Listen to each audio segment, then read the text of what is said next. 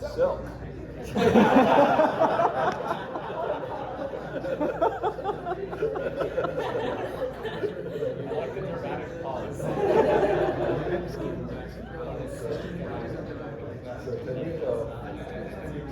CM-1 architect.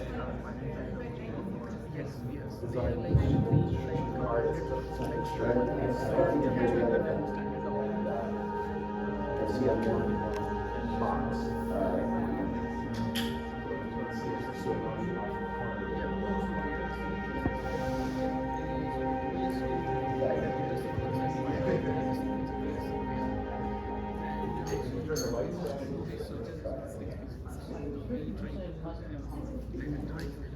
What? 100% like 50% like Custom. We want custom. It turns out. yeah, we like it there.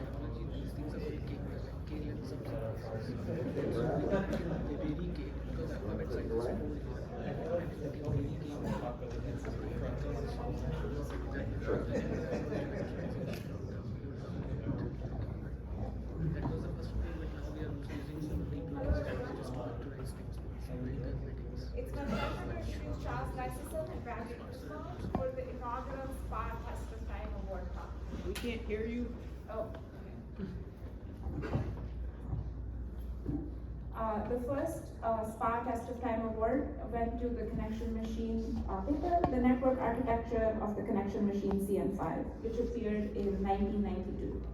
Charles and Bradley were the network architects of that machine. So you're probably all familiar with this paper, but I'm just going to quote a few things from the nomination package. CM-5 paper is one of the SPA all-time greats. CM-5 was a great paper for SPA, and SPA has been a great conference for papers like CM-5. It set the standard for the ideal SPA paper in that it was based on both theory and systems building, and it has been greatly influential. It was the first machine to use a fact tree, which are now used in most supercomputers and data centers. It also provided the first user-level network interface, which is also now used in most high-performance networks. It also inspired the development of theoretical models like log P and had early versions of word stealing. So many, many things that we are now, which are classics, appeared in this paper. Now, let me quickly introduce the speakers. Everybody here knows Charles. His contributions include factories, word stealing, silk, cache oblivious algorithms, not the model.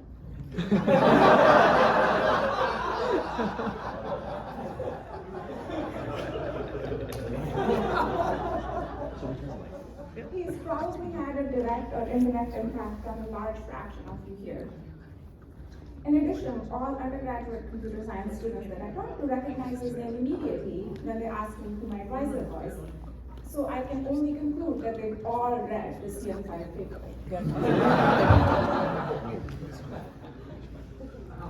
Charles is the Edwin Sibley Webster Professor of Computer Science and Engineering at the MIT Department of Electrical Engineering and Computer Science. In addition, he's worked at Akamai Technologies and founded Silkarts, which was later acquired by Intel, and he is the fellow of basically everything. Bradley's research focuses on developing computer systems that behave well in both practice and theory.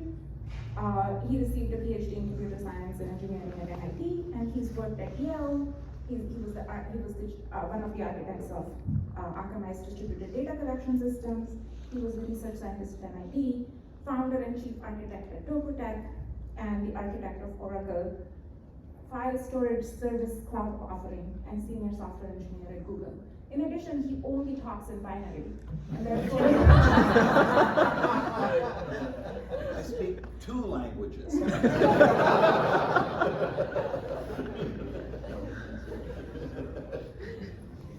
it's my great pleasure that they're going to give tell us about the connection machine and other things. Thank you.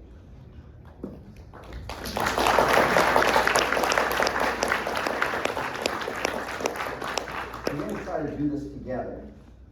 Having not reviewed it, practiced. I mean, just Good book. a couple moments ago. So, this talk is going to be a little broader than just the connection machine. We're going to talk about the connection machine, but we're also going to talk about sort of the legacy of the connection machine and how it fit into sort of the growth of computer power over the years, which was driven by Moore's law. And then, what can we do now that Moore's law has ended? I'm Bradley, this is So the connection machine model CM-5, that's what we called it, because it was like, the trademark people were very adamant. We couldn't just call it the CM-5, it was the connection machine model CM-5. And here's a It's picture. actually the connection machine model CM-5 supercomputer. Yeah. You need a pointer? I don't know. So what is this? Is this the Army High Performance Research Yeah, Center? I believe So it. this is a picture of the installation at the Army High Performance Research Center, which is in Minneapolis. Can we dim the lights a little bit? And So this is the connection machine, and over here is a data vault, which was an early RAID offering. Can you go halfway? He's coming back up. And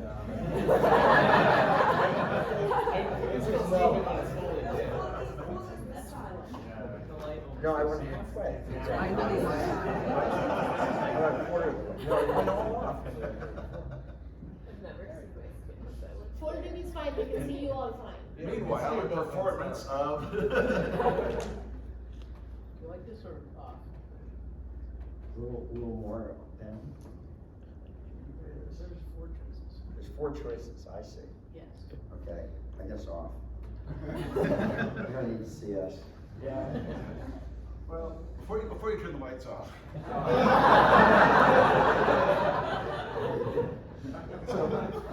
So this is an old CM2. So this is the machine that they started selling in 1986 or 87, and the CM-5 was sold starting in 1990 or 91 or something. So they had an old CM2, which is a 64,000 processor, 1 bit per processor sending machine. And that box, is the classic cube shape. You can almost see it here. And so the architect for the design, the look of it, was Tomiko Dale, who designed also this shirt, which shows AI in a hypercube, and the scarf, which is the light scarf. And and then Thinking Machines was very excited about image, right? So they had the black with the red lights, right? And then this box is a connection machine CM-5. So that looks like probably it's incomplete or something, but that's probably a 1,000 node machine. And yes, that's a 1,000 node machine, and it was organized sort of two rows of cabinets which were connected by wires over the top. So the fat tree connections go over the top, and that was designed by practiced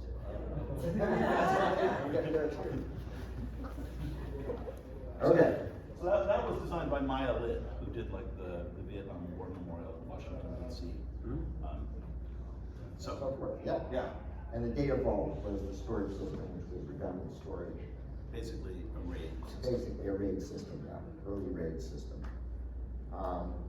And in June 1993, this may be hard to read, but number 2, number 3, number 4, and number 7 most powerful computers in the world. The processors were 32 megahertz SPARC. Later they upped that to 40 megahertz Super SPARC. An attached vector unit, which is a YTech 3132, which is in some ways similar to a GPU.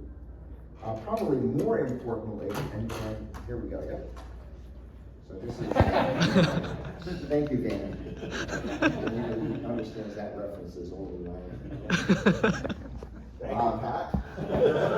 More importantly, It was in the Jurassic Park movie. Okay, and I love this quote from Dennis Nedry, the evil programmer. He says, "I'm totally unappreciated in my time.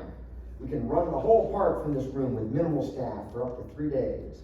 You think that kind of automation is easy or cheap? You know anybody who can network 8 connection machines and debug 2 million lines of code for what I did this job? Because I'd sure as hell like to see them try." To which my response is, anybody? Well.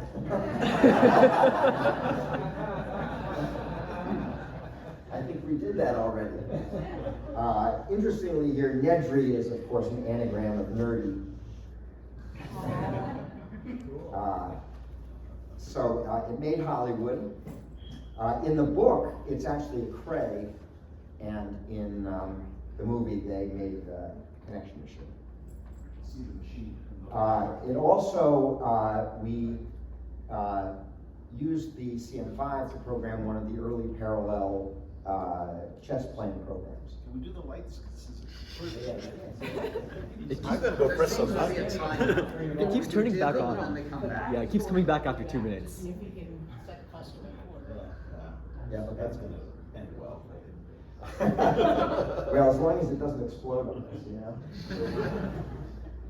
So this is me on the right with Don Daly, who was our tech programmer who passed away a few years ago, leukemia. It was one of the very, very first parallel chess machines, and I'll tell you the great story about how we almost won the World Computer Chess Championship, the only academic entry.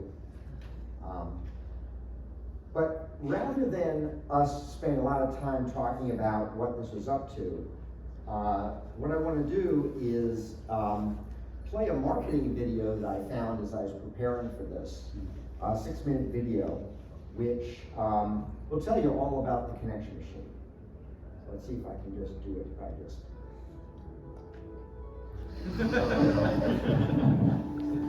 Here.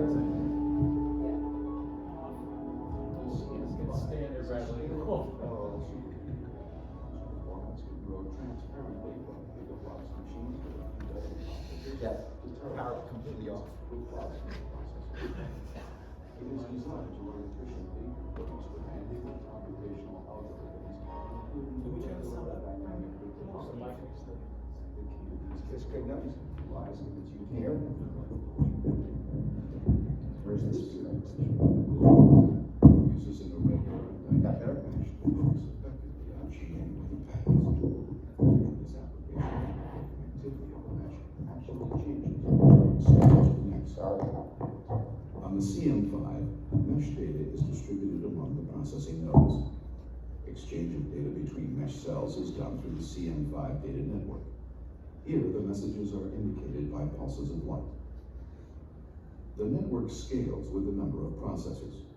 4 16-node network trees are connected to build a 64-node network. 4 64-node network trees are connected to build a 256-node network.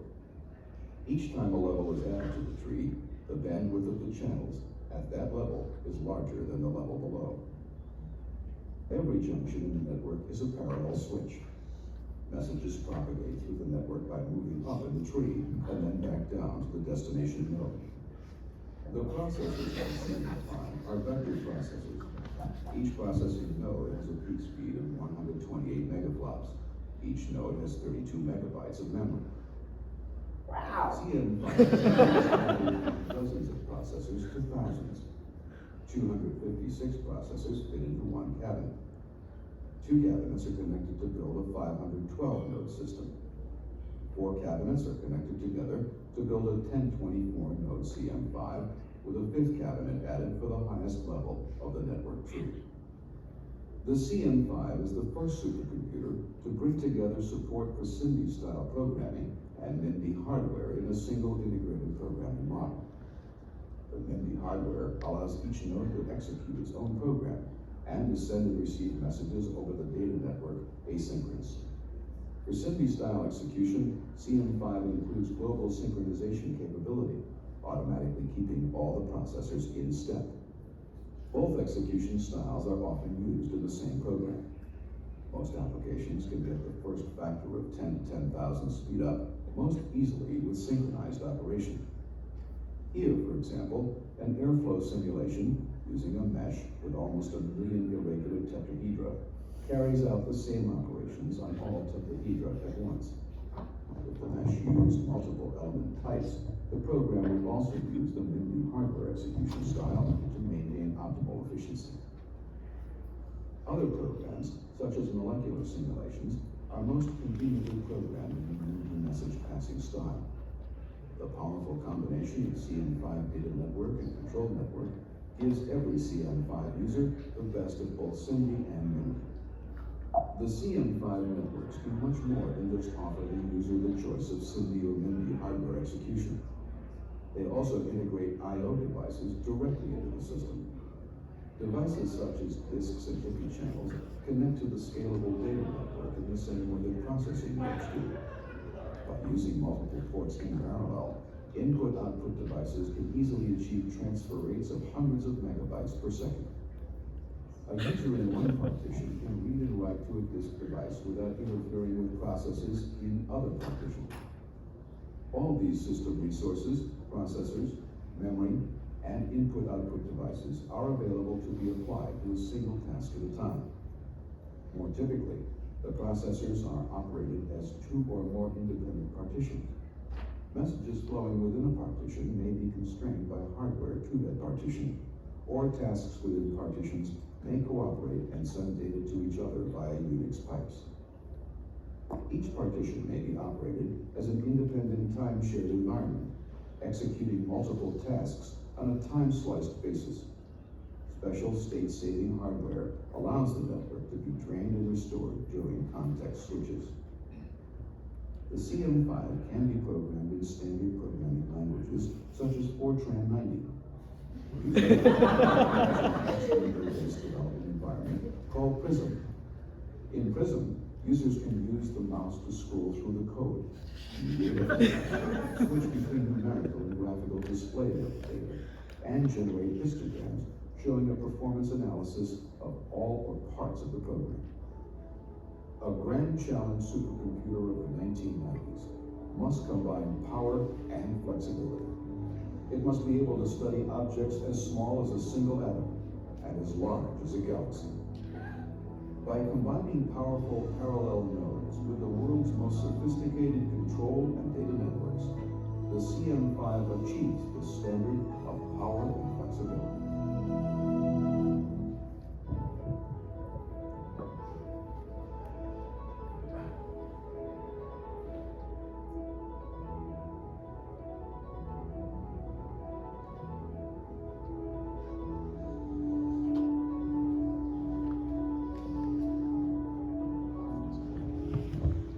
Credit for the architects. We just built the damn thing. Of course, it took 500 people in a company to build the damn thing.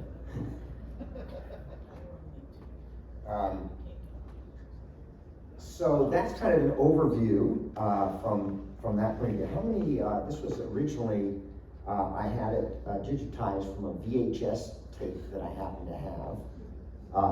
Who has never seen a VHS tape? In person, right, okay, interesting.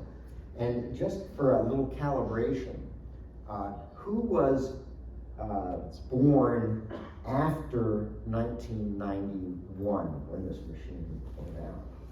Oh, yeah, wrong question. Who was born after before 1991? We got a few people. And who was at least, let's say, like to go to see Jurassic Park probably had to be about 10 years old, maybe a little younger. So let's say 1981. Who was born before 1981? So we have a few. We have a few, so just curious. Okay. So we're going to talk about the different parts of this network and then talk a little bit about the future and what happened to the company and so forth. So I want to start out with the system. So Bradley, you want to take it away? I wonder what's in these slides. So, these look like boards. So I have that board. this is a board that we have that this pair of boards is screwed together. So this is actually two boards, and this photo they've been taken apart so you can see them. So the part you can see here on this board, which is going to be back there, you can go handle it, but don't Be drop gentle, please. Don't drop it on the floor. And be careful, the back of the board is sharp, and these little pins that come out will perforate your fingers, so. And it will break if you drop it.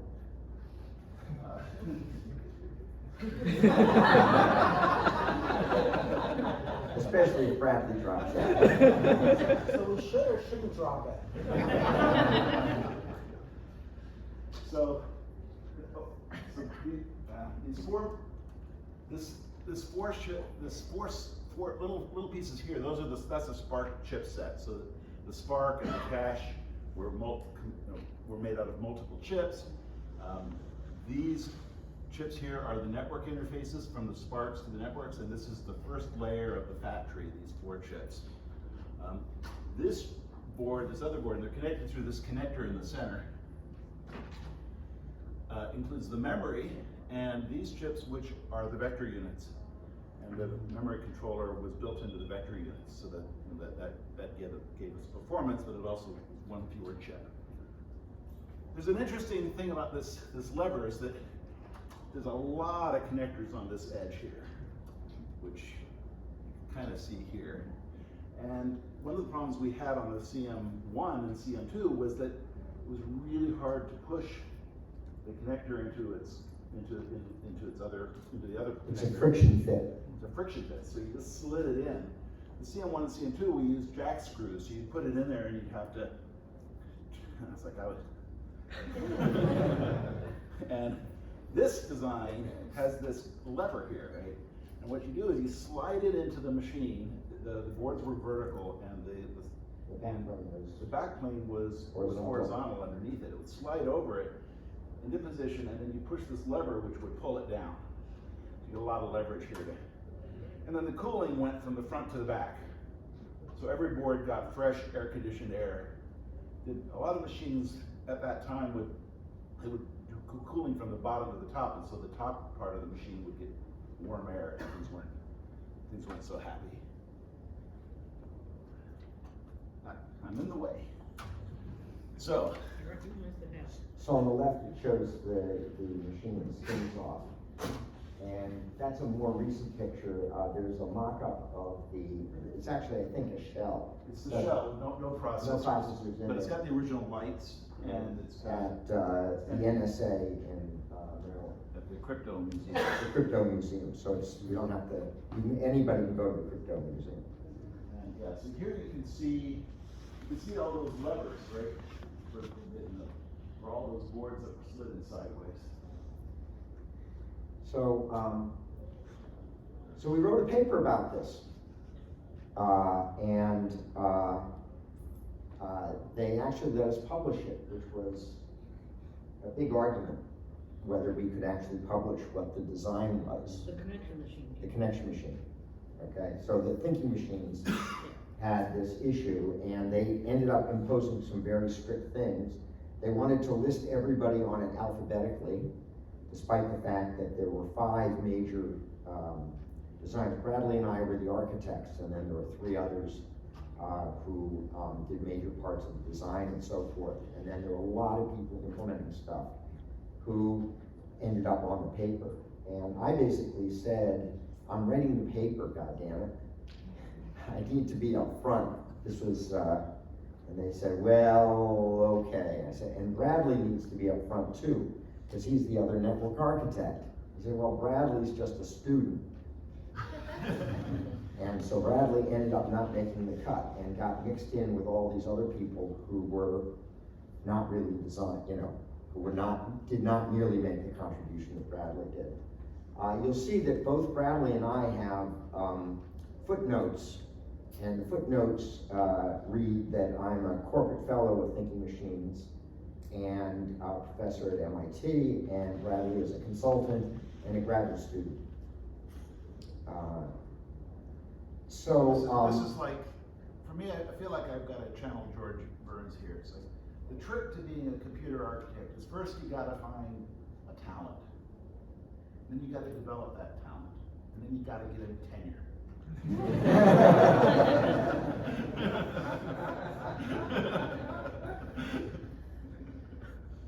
So here are the actual 5 main architects and designers. So there's Bradley, looking a little skinnier, and Dave Wells, and then me looking absolutely skinnier, and then Bob Zack kind of in the background there, and Shaw Yan. And Bradley and I worked mostly with Shaw. Shaw did most of the implementation at the electrical level and the layout level. Of the chips. Of the chips. So the figure from the paper, which so I'm going to use some of the actual slides, which I also have back there. So back then, our technology was overhead projection. Who has never seen an overhead projector? Anybody? Okay, yep, a few people. I wonder. Anyway, they're transparencies that you put on a thing that will project them. Anyway, I photographed them and put them in. So actually, the video talks about 2 networks. There are actually 3. The third one being the diagnostic network. And most machines of that era had only a single network, typically a hypercube or a mesh. And the CM-5 had 3, none of which was a hypercube or mesh. And so this is a picture of me looking a little bit younger, holding 2 of the boards. One of the boards is the data network, that's the one on the right, and has 2 chips. Those are those are boards that were used in the higher levels of integration. And the one on the left has the control and diagnostic network. And you'll see why we actually separate those, that we don't use the same board for both. The network, the data network was pin-bound everywhere. Everywhere. Right. So you had this huge board with all those connectors on it, and there's just 2 chips on it, right? Whereas the control network had a lot of stuff on it. Who knows what it all did? Probably didn't use all the connectors either. So one of the innovations in this was there was a user level memory mapping to allow a process to send a message safely without taking a system call, which made it much faster. That ended up with a latency, round-trip latency of about 5 microseconds to ask another processor, send a message and get it back. Today's supercomputer latency is about 1 microsecond. And the competing machines at the time were over 100 microseconds. Yeah, typically. The ones that were taking. They were really treating it like I/O, and we were trying to get it much more like close to. These days, the system call only takes a microsecond, so it's not as big a savings, but it's still. But back then, a system call took 30 microseconds. Yeah, today practically all high-performance network interfaces provide user-level access. And so we're not really going to talk much about the system itself, because that wasn't what we wrote a paper on the network architecture. So let's talk about the 3 networks. The first one's the data network, which we saw examples of in the video. It was a fat tree design, which is a design that I had come up with at MIT. I was very concerned when Bradley said we got to do a fat tree network, because I didn't want it to be a fat tree network just because I did, and then if it fails, then I'm an egg all over my face. And so Bradley did a huge amount of simulation of all the different networks. And one of the things that was nice about the fat tree was its scalable bandwidth. So as you go higher in the network, you're going to use maybe even different technologies, et cetera. So how much, if you use something like a mesh or a hypercube, it mathematically dictates, the topology will mathematically dictate how much bandwidth you have at any given level. But with a fat tree, you can just adjust the fatness as you go up. Okay, so that was a really nice property because it meant that we could, in fact, even delay the choice of what we used until very close to the implementation, yet the architecture wouldn't change. So that was a really thing, and it had a very simple. Even today, you see this when people design data centers. When I was at Oracle, for example, the decision that they use fat tree basically, and the decision as to how much bandwidth needs a rack was made very late. Right? They buy all the switch gear, and so it's basically that is one of the long-term contributions of fat trees. So here are the 5 lead architects here. On what is the bottom layer, before they've even got the cabinets in. And if you look, Bradley's holding up one cable, but all that stuff going across the middle are all the cables to connect stuff up so that you could have communication. So Massive amount. This is actually a mock-up, and that's good. Oh, is that right? Right, this is a mock-up, and Okay. And it's the top layer. Oh, is it? There's a bridge over the top. Okay, well, I'm gonna show that in a minute here. Okay, see Bradley, who can remember 30 years ago, you know? So here are some photos of like the cabling inside on the left, and where's that on the right? Do I have the orientation right?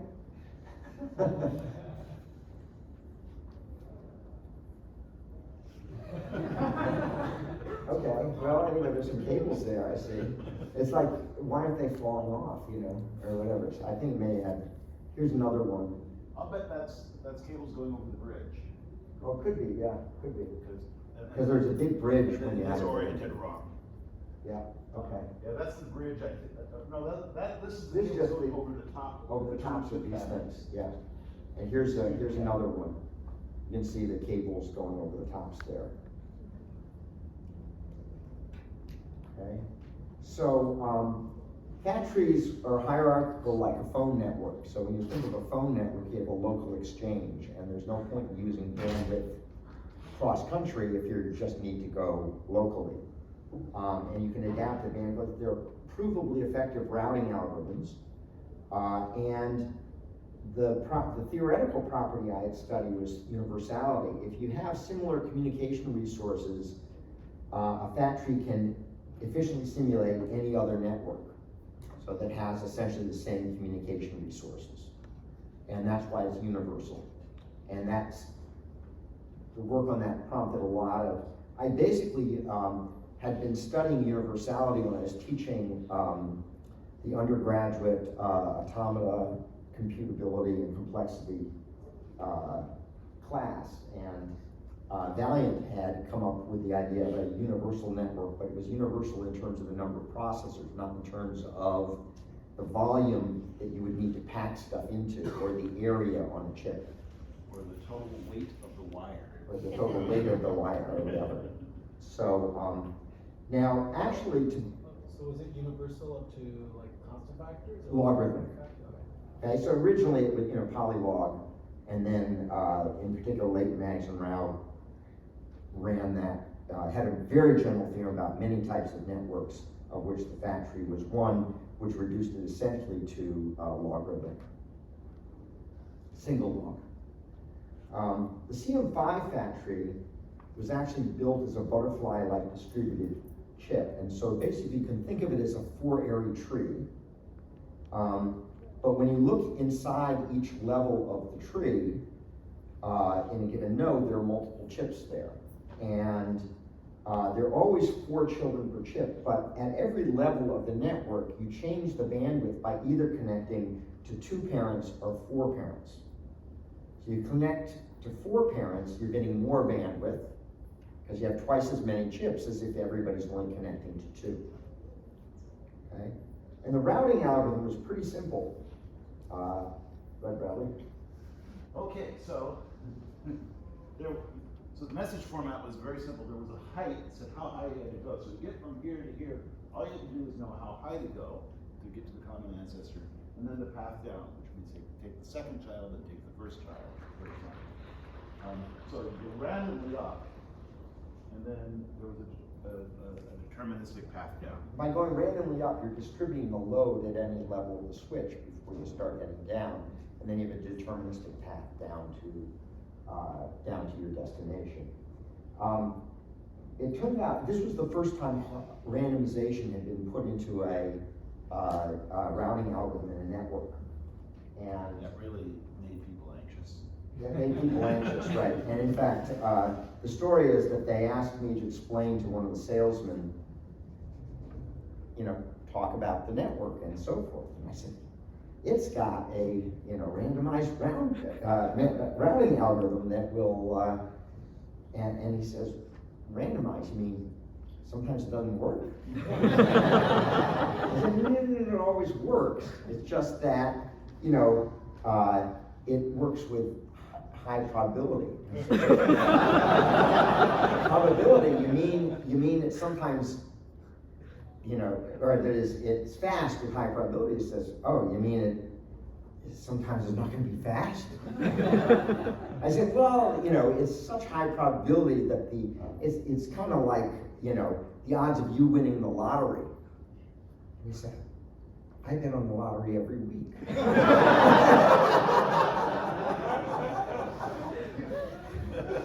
I said, okay, don't talk to the customers about randomized routing. Talk to them about automatic load balancing. It's got automatic load balancing. You couldn't believe the science of relief that he showed.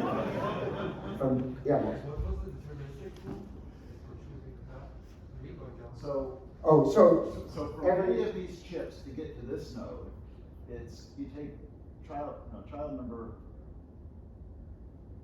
number 2, 0, 1, 2, and then child number 1. And that's the same path here. Child number 2, then 1. There's a unique path from everything at a given level down, and it's the same path no matter which switch you're in. It goes exactly the same place. So is what's happening is the randomness on the way up is enough randomness on the way down, that randomness saves you? Yeah, it turns out there's actually better designs for this that Bruce Maggs in particular discovered, where called a multi-butterfly. You'd like some randomness on the way down.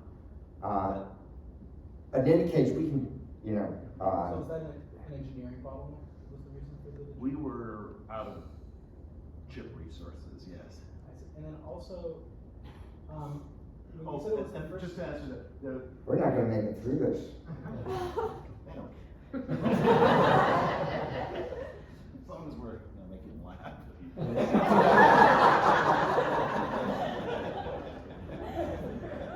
So the simulations that I did said that if you were able to buffer 1 or 2 messages in here, then that was enough to give you a constant fraction of the bandwidth going down.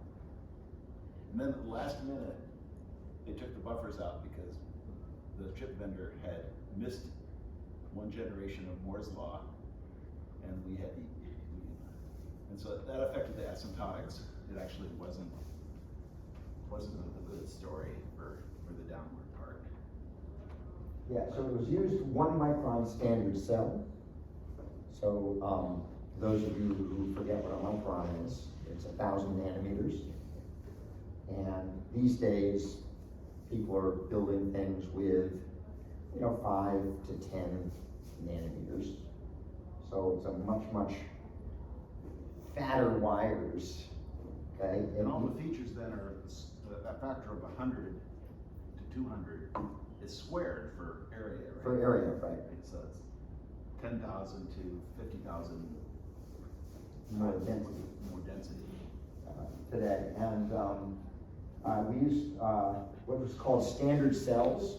Previously, we used gate arrays for the CM-1 and 2, and then fabbed a circuit to do this. It was Bradley had more interaction with the vendor not being willing to.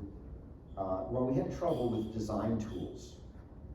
Yeah, the design tools were always broken because these were the biggest gate arrays that anybody had ever fabricated. And design tools couldn't do automatic layouts, then they'd send it back and we had to do the layout because we knew algorithms. so forth. The vendor, nobody had ever done differential signaling or transmission lines in CMOS. And so differential signaling is when you send a signal down the wire, a pair of wires, and this means a 1 and that means a 0. Nobody had ever done that in CMOS, and when we started, they said you can't do that. And so now every chip, every pin is basically a transmission line. And that way they can put multiple bits in flight. Previously, the wires were treated like a capacitor. So you charge up the wire, and then read the other end, and discharge the wire. And so the time that it took to send a bit down the wire was proportionate to the length. You couldn't send another bit till the previous one had gotten received. You have to fill it up, and that's a lot of electrons to And fill now it up, you- especially if it's a cable that's 26 feet in length. Now, and nowadays, every wire, even on board, they have multiple bits on the wire at a time. At a time, because they're Toss really it, looking at toss the another signal, one, and toss not another at the value of the thing. I mean, it's kind of like, the way that you do radio waves or whatever, where you encode things on a wave, by modulating the wave. Here's another picture that's of this board. That's the data network, and This that's one, the this. boards were put in horizontally. So they put them all in a given layer of the network, and then you would have 2 of those times however many. And instead of that clever thing that just had these little wings that you put it in.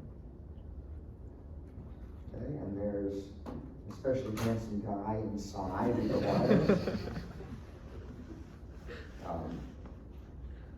So that was essentially the data network. Now the control network was an interesting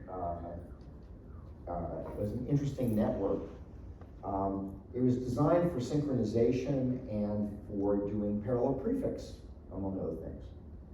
Guy had demonstrated that parallel prefix was extremely important to Thinking Machines business model. So Guy Glover. Wait, Guy. Yeah, so Guy had shown just like the power of parallel prefix, which he did for his PhD thesis as well. And so if you think of a tree, it's really easy for broadcasting. And in fact, you can even broadcast within subtrees. Just send the messages up, go down, and we had some modes where it could be user or supervisor or interrupt. And we made sure those all worked properly so that the user messages would not stop the supervisor ones and so forth. It could do combining, and we had a bunch of basic operations such as OR and XOR and max and plus and so forth. And you could do a reduction where you're adding everything up and then everybody gets the same value, or you could do a scan, which is a prefix computation, where everything you're basically getting in logarithmic time, getting the sum. And you can do backward scans, and because of Guy's work, we put in segmented scans, which turned out to be just another kind of scan with a slight twist on the operator, where we put that into hardware, and you could do multi-word operations so that you could kind of keep a carry and put more than one thing at a time. So when you talk about logarithmic, it sounds like that could be slow. But the data network itself is logarithmic time, right? So it turned out that the time to do one of these scans was the same time as it took to send a message somewhere. So you could get you could get a synchronization and all these answers in like between 5 and 10 times in one round trip. Okay, so rather than spending a logarithmic number of messages to things in order to spread the word, you could do it essentially in one round trip time.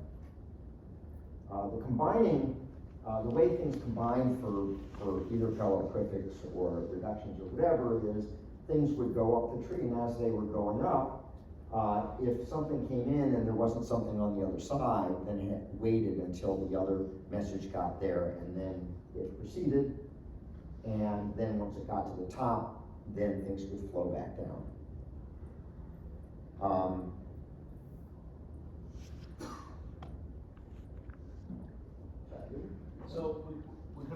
So synchronization often at the time was like, synchronization is where you get all the processors They'd say, I can't proceed until everybody has gotten to this point.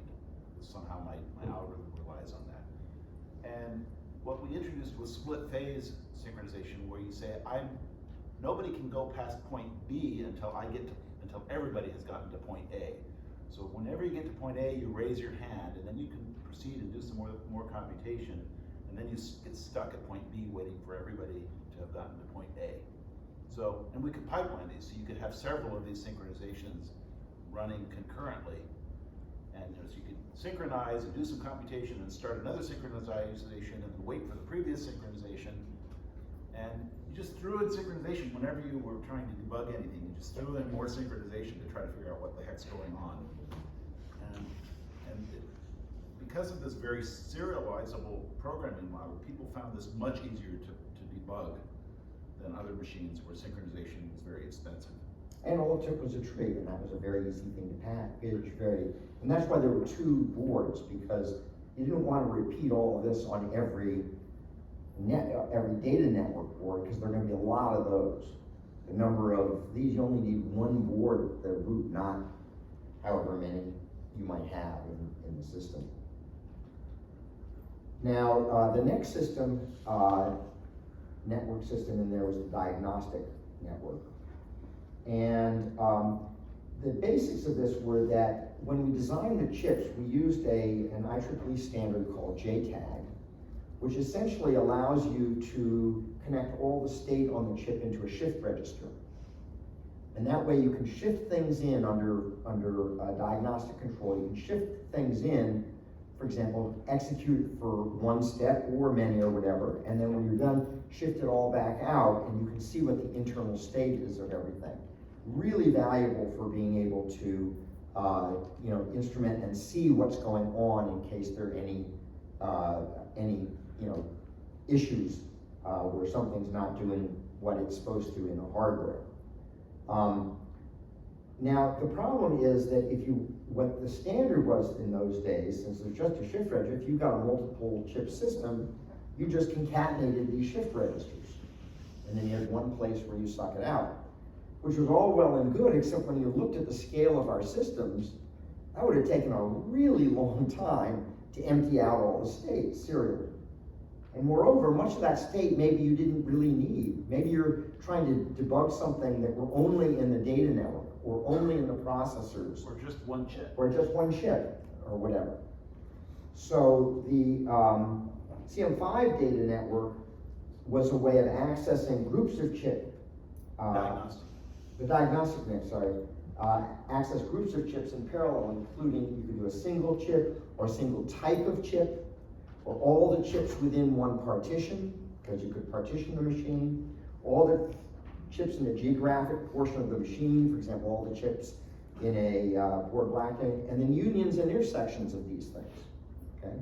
And the idea was that we mapped all the components into a hypercube, okay? And the hypercube then, each subcube corresponded to a different dimension of the things that you were keeping track of, okay?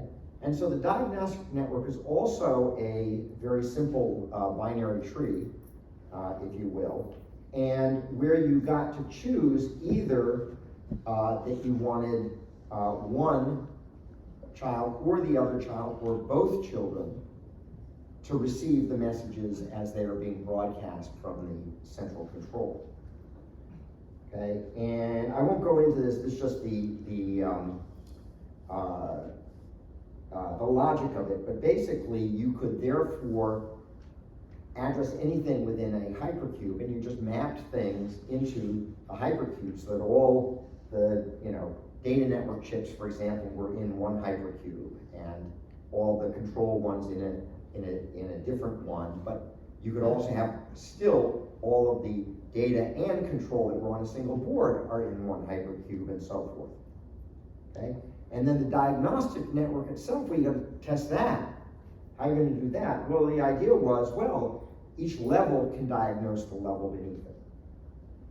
Okay, so in the end, you can basically see everything that was going on. Which means that in principle, the computer could boot in logarithmic time. And that was a big deal. At the top level, more automatic? No, because, so the way that faults work in an engineering sense is kind of like if you have a lot of chips, you know that the odds are pretty good one's gonna fail. But if I pick a chip and I say, what are the odds that chip fails? It's not gonna fail, okay? It's unlikely that that specific chip is gonna fail. Moreover, as you go up the tree, you can be more and more conservative and careful to make sure that, so if you think about it, it's, people are gonna say, oh, a tree, terribly not fault tolerant, you just lose one thing or whatever. Not so, it was actually, turns out trees were very fault tolerant. And the reason is, where are most of the, if it's a binary tree say, where are most of the complete binary tree, where are most of the faults? Well, half of them are at the leaves. That's just losing one thing. A quarter of them are at the next level, etc. So you don't lose very much when something dies.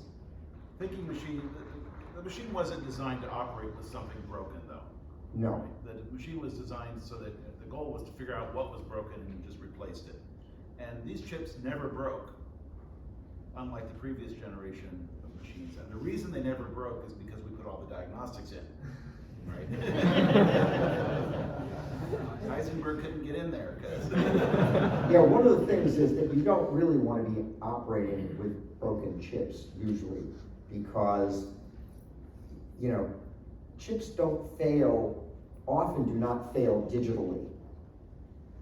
Okay, you have some sort of floating voltage or something, or so they fail in weird ways, and so if you've got smoke comes out. Yeah, maybe you've shorted power to ground in one of the chips. Oh yeah, let's operate with that in this. No. You want to get that out of your system before it causes more trouble.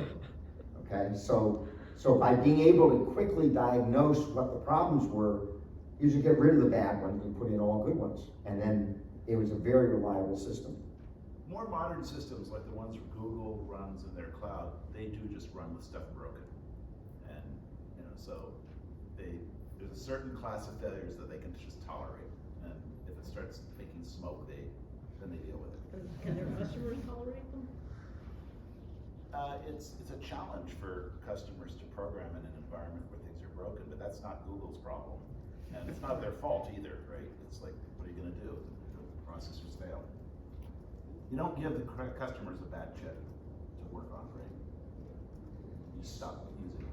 So just to summarize a little bit of the legacy, what has lasted out of it? And if you look at the hardware legacy, I'm not sure I got everything here, Bradley, but one was, this was really truly scalable parallel computing. Okay, the largest machine that ever was made was 2048. 2048, but At the Los Alamos. architecture would scale up to 64,000. Yeah. So we have a video running on the laptop on the back showing the 2048 machine being assembled. It's a time-lapse video. It takes 2 days to assemble it, and it runs in 4 or 5 minutes or something. Second thing was factory network, which now is used in virtually every data center. InfiniBand is like it's designed. Even Ethernet is all factory. Yeah. User level network interface is something we did that was new there. Randomized routing had been studied theoretically. Nobody really built a machine to do that. And even system partitioning. Oh, let's take a big machine and break it into pieces. Those were all new things. One thing that is not a legacy was shared memory. This was a distributed memory machine, and we've since learned that was a big mistake, or it needed to be the next thing, or what have you. It wasn't a mistake. We couldn't have done it if we wanted to, but shared memory, I think, is something that has emerged as being really important for multi-core. And the reason that I think shared memory is so important is because one of the things you do when you're trying to make something go parallel, you're trying to make it go fast. There's no point in making it go parallel if it's going to be slower than the serial stuff, right? I mean, so you're trying to make it go fast. Many papers don't. Not at SPI, I hope. Okay. And so the shared memory allows you to So the question is, if you have distributed memory, it turns out that basically what you have to do is break your program and get it correct all over again with everything being distributed, okay? Whereas with shared memory, you start with a correct program because you can run on one processor, a shared, a serial program and now, as you try to make it parallel and so forth, you maintain the invariant that it's always correct. You test it at every step and you do your optimizations, etc.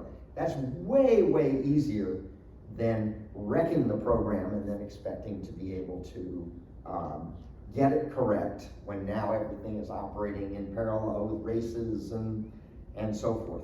So I think that was a something that would have been nice to. Not ready for prime time to coin the phrase. Yeah, right. Now, at the time, there were a lot of other competitors. Kendall Square Research.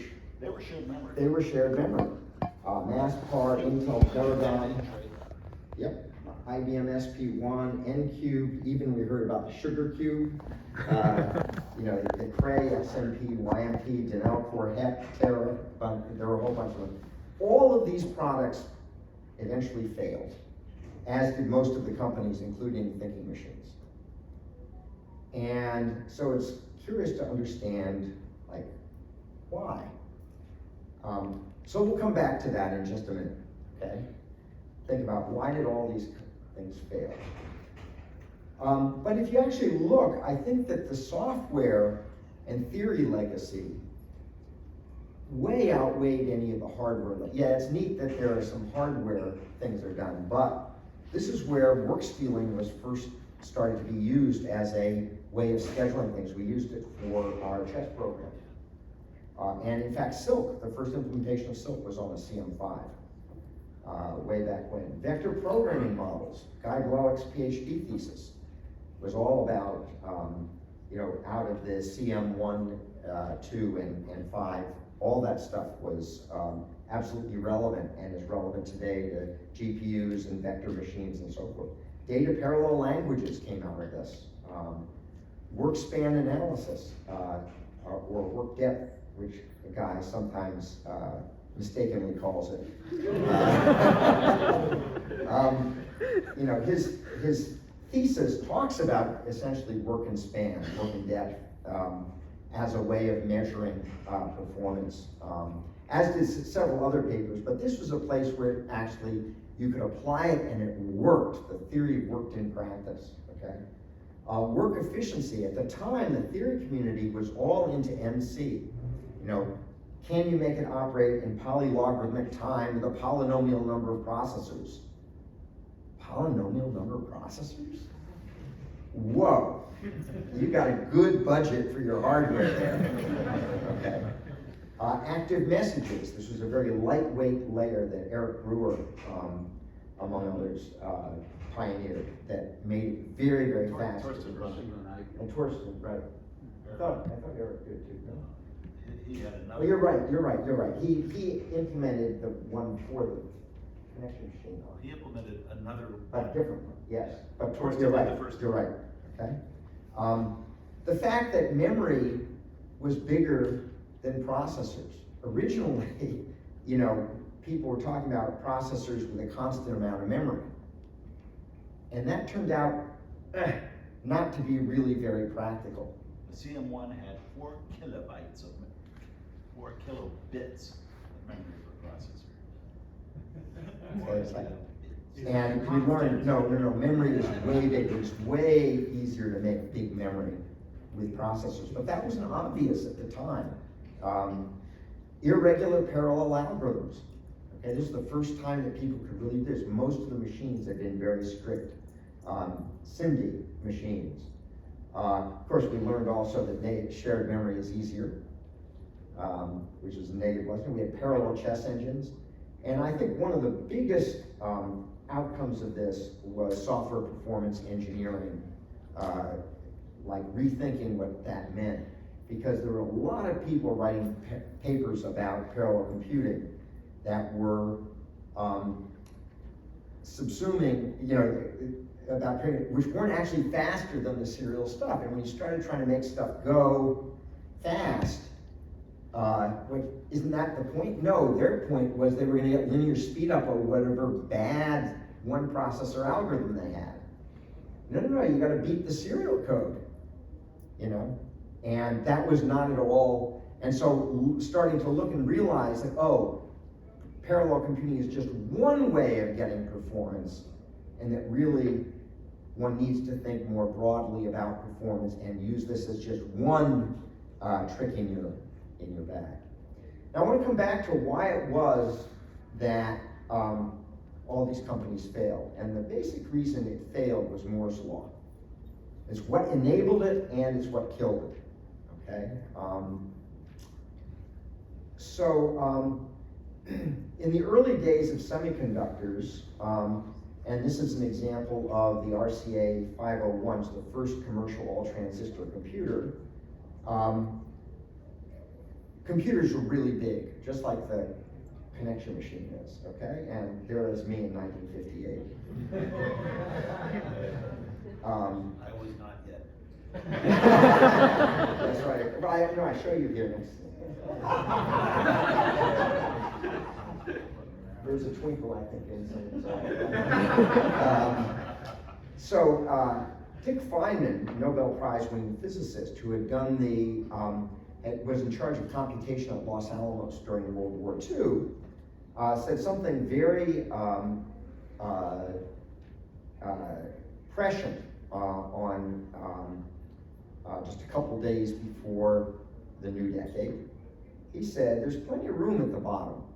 And what he meant by that was, these things are really big, but if you can shrink them, they do the same function. And he talked about a lot of different things like printing and microfiches. He basically predicted microfiches, any mechanical things that could be shrunk, and so forth. But in particular, he spent time talking about electronics. You know, great paper to read. He said, you can keep shrinking this until things get down to just a few nanometers. Wait a minute, that's where we are. Okay. It happened that Dick was, like me, a corporate fellow of Thinking Machines. In fact, his son Carl is the one who recruited me to go work there. Because Carl was my academic counselor at MIT. I was Carl's academic counselor at MIT. So this is Tomiko, who designed the shirt. Yep. And the CM-1 box. So is that an Apple logo in the top corner? This was an Apple advertisement about 2 decades ago, when Apple's catchphrase was "Think different." Because they decided not to hire a grammar police. And so somehow they licensed this photo of Dick Feynman wearing a connection machine shirt. And so they have these pictures of all the Thinking Machines alumni standing in front of this sign. This was done on the same day that Tomiko's photo was taken, where everybody's standing there. So moving along. Now most people, so this issue of miniaturization was... Brewster Kahle, the founder of the Internet Archive. Yes, so anybody who's used the Wayback Machine Internet Archive, Brewster's the one who founded that after he left Thinking He Machines. was the CM-1 chip designer. Yeah. And that's Lyman Hurd who designed the CM-1 network with Dick. But most people know of miniaturization not from Feynman, although he's the one who really had this very influential paper, and that instead they know it from Gordon Moore, with good reason, because Gordon Moore didn't just say things are going to get smaller. He said they're going to get smaller according to, you know, at an exponential rate, basically, in the end, doubling every 2 years in density. Originally, he said it's going to double every year in 1965, but in 1975, as he reviewed that, he said, well, I think the rate is really closer to double every 2 years, and it turns out that's what happened, and Carver-Mead christened this trend Moore's Law. Gordon Moore just died recently on March 24th of this current year. So as with that, so goes his law, I guess. He's no longer here to enforce it. It's not just that Sorry, it's a black humor for anybody who gets it. and it's not just that he predicted the scale, but he was part of what made it happen. What made it happen, yeah. And if you look at the transistor count, and you look at the slope of those yellowish dots, which are all of these Intel processors, etc., that is essentially a line of slope, doubling every 2 years. Okay? And however, you'll notice that if you look at the middle one, the clock speed, eventually around 2005, it had been the case that you could keep shrinking because most of the power was dynamic power from switching. But there's also static power given off because these circuits that you make are leak, and eventually that leakage power got to be the dominant thing. And that caused the end of what was called Dennard scaling. Dennard had written a paper saying, you could, if you shrink, you can keep the power exactly the same, and things get faster and so forth, and The same it's per okay. square, the same per square Per square centimeter. And that basically was, even though people tended to up the power as well over time, they also understood that, that there was, if you did that and you lowered the voltage as you miniaturized, you would keep the power the same. And that ended, okay, because of the leakage currents, etc. And clock speed plateaued, but they were still, Moore's law is still in effect, they're still getting more. What are they going to do with them? Well, the answer is that heralded the multi-core era and parallel computing after, a decade or two, started to come back. And in particular, it was the only way they knew to use the transistors to get more performance was by having more processors, okay? The impact of Moore's law is that if you look at the connection machine CM-5,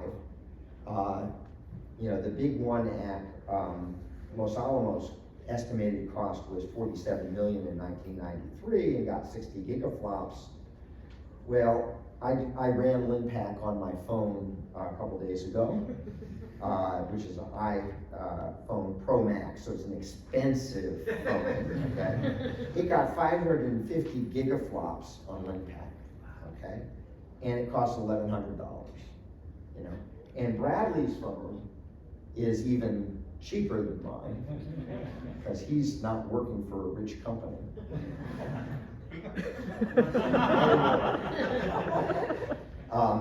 They took away my phone, Nick. But in any case, it's amazing. And if you measure virtually anything about this, this phone is just more powerful. Now, in some ways, it's not. It's like, for example, the connection machine's heavier, or it takes more area. So here's a comparison where I've taken the CM-5 and the iPhone 14 that I've had for almost a year, and you can see, okay, so we had about 3%, of it's been out versus the CM-5, 32 years, and then it had a 1024.6, so, the iPhone has fewer cores, but then you look at the CPU frequency, it's 87 times faster. And the semiconductor technology, rather than being 1,000 nanometers, 1 micron, it's 5 nanometers for this phone. And then you look at the floating point, and it's like blows it out of the water. And you look at the RAM, and it's, it had 32 gigabytes, okay. When you put everything together on the big machine, the iPhone has 6 gigabytes, okay, that's nice. If you used 8 data vaults, which is what the machine would accommodate, and nobody ever had 8 data vaults, but if you did, you'd get 80 gigabytes. Now you get a terabyte on this little thing, okay. If you look at the disk transfer rate, You know, CM-5 was 320, and that was peak megabytes. With all 8 gig data volts running. With all 8 data volts running, whereas I just ran this program on my phone that told me that the peak that I was able to get just from experimenting, which is probably not the true peak, was, you know, 1,657 megabytes per second. And it just goes on and on. The volume was 20 meters cubed versus 98 centimeters cubed. So that's a small ratio of over 200,000. And the price, like 47 million versus 1,100. That's a pretty good one. And then the visual design, well, CM-5 had myelin, and the iPhone, I don't care who it is, because myelin's way better, so the ratio is all in myelin's favor. Yeah. Charles, if you're getting 520 gigaflops, you're using the GPU, so Yeah. more than 6 cores. Yeah, you could look at it that way. Sure, sure. You can look at the graphic cores as well. Yeah. Wait, is that using the GPU? Actually, I think that is the 6 CPU core. That sounds about right. How many? 100 gigaflops is not great. Okay. Yeah. And of course now Moore's law is dead. In case anybody hasn't heard the news. You know, they had a feature size of 14 nanometers in 2014, and if you look at the doubling every 2 years, they should have had 10 nanometers in 2016, 7 nanometers in 2018, 5 nanometers in 2020. The reason these aren't going by a factor of 2 every 2 years is because the density is going, so you take the square root of that. And so, for example, 7 squared is 49, and 100 squared, 10 squared is 100, so that's about, you know, half the density, okay? 3.5 nanometers in 2022, but Intel, in fact, did not release 10 nanometers until 2019, and it took them essentially 5 years. And even now, they are struggling, and even TSMC is struggling, although they seem to be doing a little bit better these days. And so we're not gonna get more hardware performance easily. So what's the future of computing performance? So Bradley and I rode with some other people who are in this room, T.B. Shartle. Anybody else here? Is Daniel here, or Neil or Joel? Okay, anyway, we wrote a paper a few years ago entitled "There's Plenty of Room at the top." In other words, okay, if you're not going to get performance out of the hardware, okay, it used to be there's plenty of room. You know, Feynman said there's plenty of room, and indeed, for 65 years or more, there has been room, and now we're sort of petering out the room that we have there. So we looked at it and said, well, what's going to happen after Moore's law? Where should we be putting what basket should we be putting our eggs in? And we concluded there's a lot of room at the top. And by top here, we didn't mean the physical hierarchy the way that Feynman meant. We meant the computing stack, the top of the computing stack. And so if you look at the top of the computing stack, there's, you can get more performance out of software algorithms and hardware architecture because you can do software performance engineering, making software like that. And that's because we've had a legacy of bloat where everybody has been spending lots and lots of cycles on very useful stuff, but not stuff that is, giving them, if there's no more, it's kind of like going on one of these days I'll probably go onto a fixed income when I retire, if I retire. It's like, well, if you're making money, yeah, just make more money, that's great. Don't worry about where you spend it. But if you got a fixed amount of money coming in, then you're really concerned about how you're spending it. And that's what performance engineering is about, tailoring software to hardware, et cetera. And in the algorithms area, lots of opportunity for new algorithms and new problem domains. And in hardware, there's a lot you can do for hardware streamlining, processor simplification, domain specialization. So there's a lot you can do. But I actually think that these are the two big areas. Okay, software and algorithms is where we really can do a lot and enable, because there's only a very small number of people who can do hardware architecture. Okay, the programmer's much bigger. But the problem we have today is that you have a choice of whether you want things simple or fast. Simple code tends to be slow, and fast code is complicated. And so I'd like to suggest a research agenda, which is that we all get together and make a world where it's easy and fun to write fast code. Okay? And I believe the SPA community is uniquely poised to meet this historical challenge. This is really historical what's happening now. Okay? And I think the strategy is to remedy the ad hoc nature of software performance engineering. Right now, it's a lot of tricks. And enable programmers to write fast code as a principled scientific process, rather than having to memorize all of the different instructions that you could use for this, that, or the other thing, okay? I think there are 4 cornerstones of science-based performance engineering. There are systems you can reason about because performance obeys simple mathematical properties such as monotonicity and composability. Right now, you can delete a content-bearing amount of work from your program. Well, maybe it doesn't make it go faster, but it shouldn't make it go slower, should it? Well, it does, sometimes.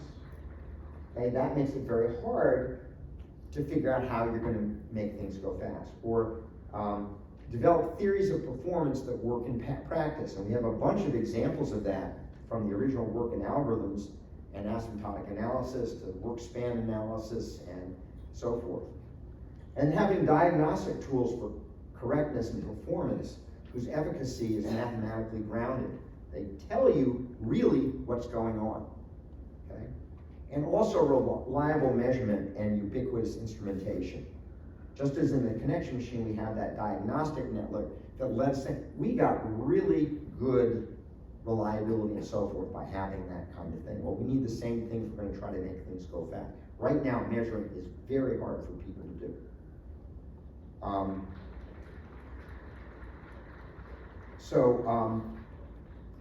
If you look at Lord Kelvin, he said to measure is to know, and if you cannot measure it, you cannot improve it. He really didn't, I don't think, as far as I can tell. That's just what people say he said. But he did say stuff like this, okay? I want to just point out a couple of places where at MIT we're doing this kind of thing. One is the open SOAP-CAS parallel programming system that T.B. Shardle leads, which provides a lot of components, all of which we have done as much as we can to make sure theory and practice work out well.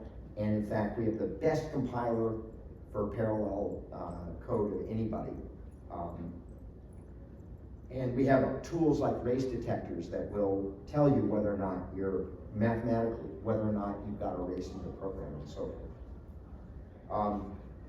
At the speed code tutorial a couple days ago, it would be good to have these the opposite direction.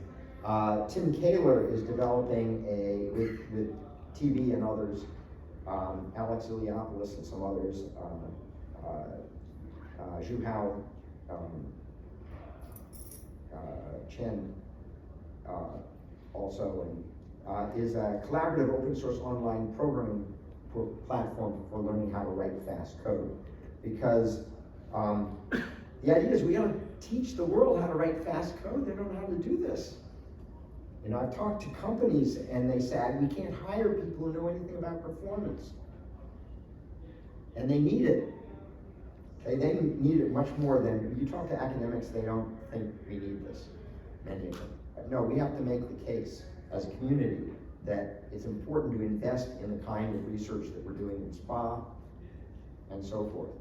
And so, if you do teach, or you don't teach but are interested in hiring people coming out of schools, please, we put surveys around, please help us improve the teaching of software performance engineering by answering this quick survey, if you will.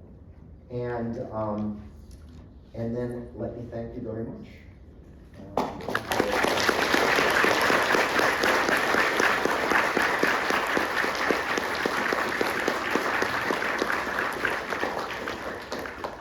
take a couple of questions. So as I mentioned, the boards will be on the back table, along with some literature and stuff, and a video you can watch. And Charles is gonna play the music. Yeah, let me, take the music down.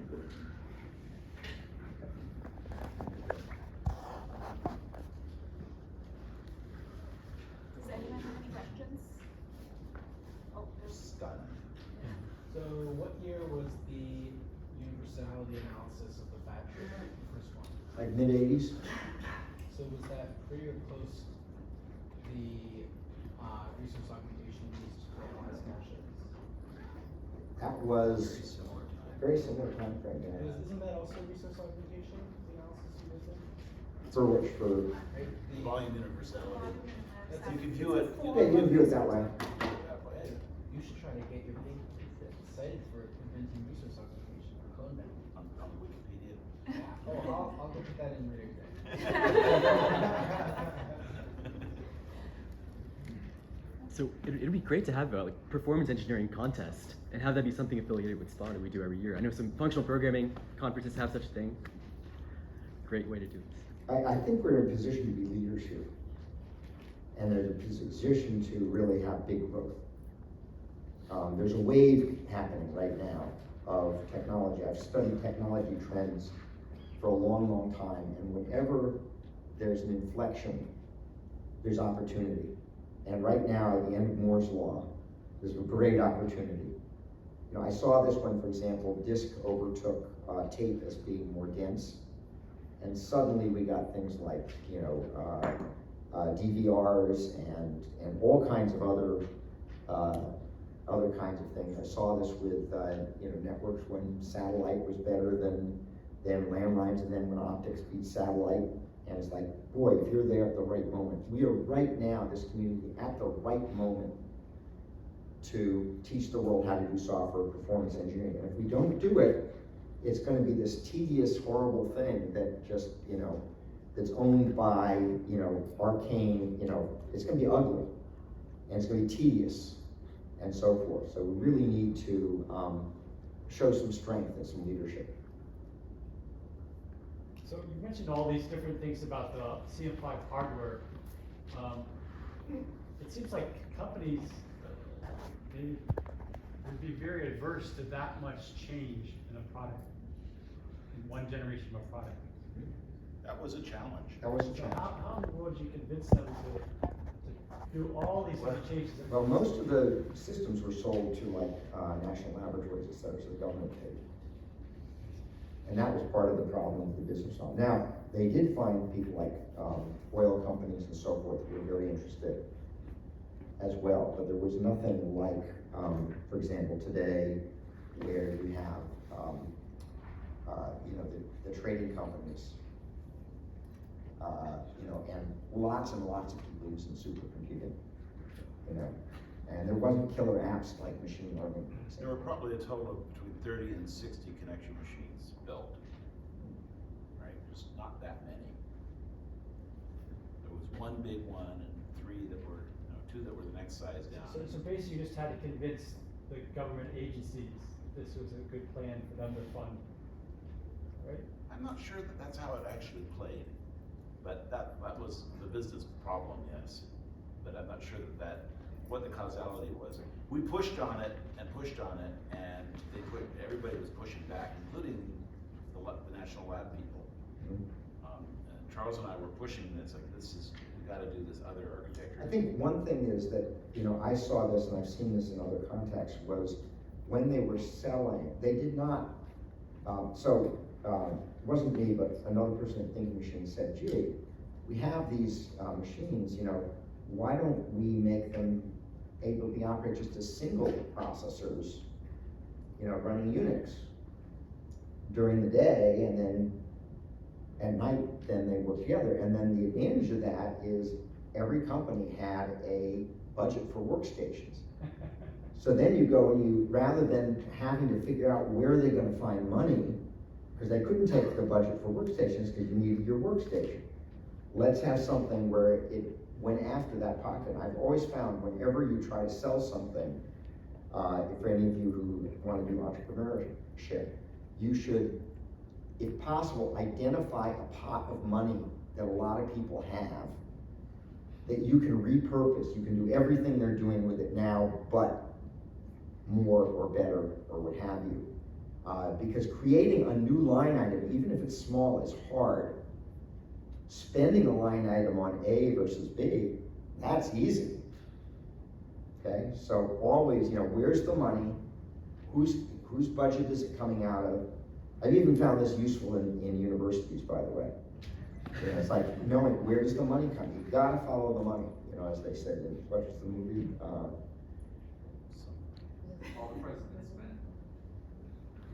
All the Republican scandals.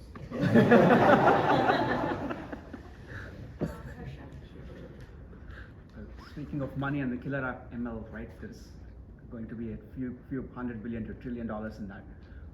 How does the stack that we are talking about in SPA and in your keynote adapt to that?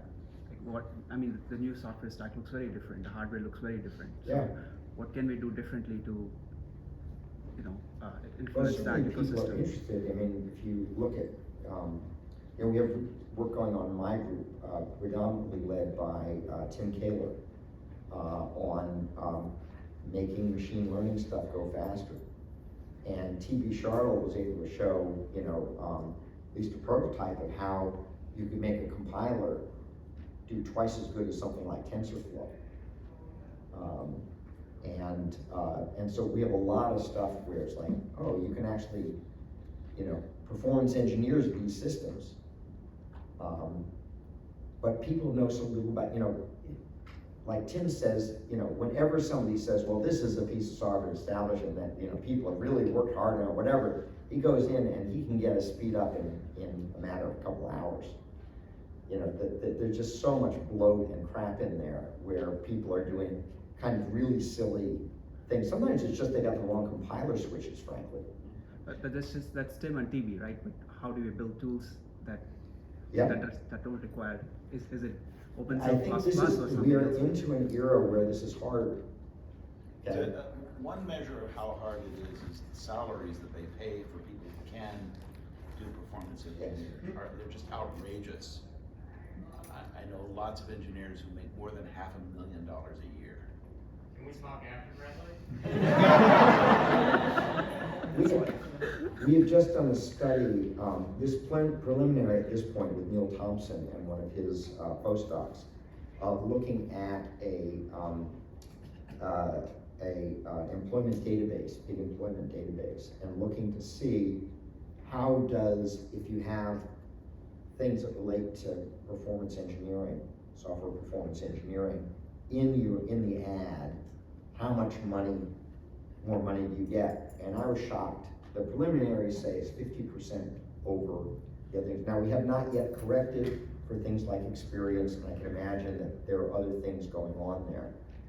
But for just the initial thing, it's like 50%, premium. If you've got, any of, I think it was 11 different terms. So they have a whole bunch of standard terms in the databases for what's expected. And so yeah, it's really, I had sensed this from my students when they graduate and looking to see the crazy numbers that people throw at them. Multiples of my salary, it's like, yeah, there are a lot of companies thirsty for performance.